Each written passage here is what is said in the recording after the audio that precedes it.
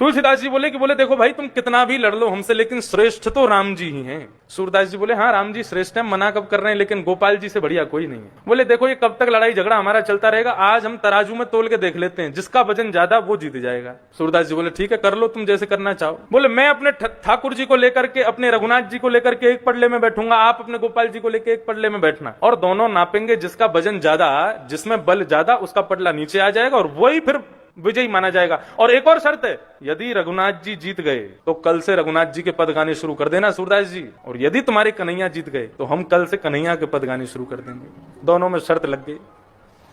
अब जैसे ही महाराज तराजू लटकाया गया, अपने छोटे से गोपाल जी को लेकर के श्री सूरदास जी पहुंचे, अपने रघुनाथ जी को लेकर के श्री तुलसीदास जी पहुंचे। दोनों पड़ले पर जैसे ही चढ़ने लगे तो पहले सूरदास जी महाराज चढ़े, जय हो मेरे गोपाल जी, और कहकर के पड़ले में बैठ गए। श्री तुलसीदास जी महाराज अपने रघुनाथ जी को लेकर के, जय हो मेरे श्री सीताराम। और जैसे ही बैठे थोड़ी बहुत देर तो नाप तोल चलती रही, धीरे धीरे धीरे धीरे क्या देखा, सूरदास जी ऊपर लटक गए और तुलसीदास जी नीचे आ गए, और सूरदास जी को दिखाई तो देता नहीं। तुलसीदास जी महाराज जोर से हंसने लगे, बोले हम पहले ही कह रहे थे हार जाओगे, तुम मानते नहीं हो बात को, देखा हमारे रघुनाथ जी ज्यादा श्रेष्ठ हैं, हमारा पड़ला नीचे आ गया, ऊपर लटके हो हवा में, कूद जाओ ऊपर से। सूरदास जी महाराज को बड़ा बुरा लगा, पड़ले में से ऊपर से कूद गए, अपने ठाकुर जी को हृदय से लगा करके सीधे अपनी कुटिया में जाकर के बैठे, और कुटिया में जाकर के ठाकुर जी को दूर बैठा दिया, और ठाकुर जी से मुंह फेर करके और रोने लगे, और रो रो करके कह रहे हैं, बोले पूरे दिन गला फाड़ फाड़ करके तुम्हारा गीत गाते हैं, कीर्तन गाते हैं, हमको नेत्र दिए नहीं, दिखाई देता नहीं, पूरे दिन में ना जाने कितनी बार गिरते हैं पढ़ते हैं, फिर भी तुम्हारा भजन नहीं छोड़ते हैं। और आज तुलसीदास जी के सामने नाक का सवाल था मेरा,